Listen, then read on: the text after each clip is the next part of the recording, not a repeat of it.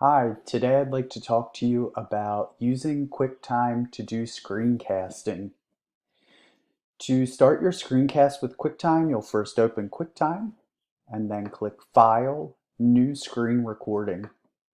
A toolbar is going to populate at the bottom of your screen. You either have the option to record your entire screen or a selected portion. If I click selected portion, I get a set of drag and drop handles where I can resize what's going to be recorded. But today I'll choose entire screen. Once I'm ready, I can record, choose my display that I'd like to record, and now I'm off and running. Right now I can navigate the screen and everything's going to be recorded.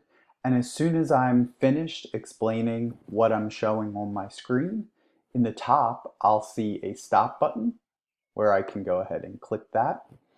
And now I've got my created screencast that I can save for later use.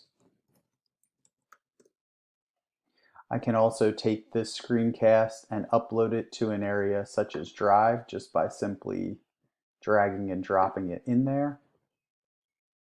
And that can then be shared with my learners or their parents to show them how to navigate the resource that I'm asking them to use in the assignment. Now that my file's finished uploading, I can go ahead and grab the link. I can copy the link as is or set it to anyone with the link so that parents of my learners are also able to view it.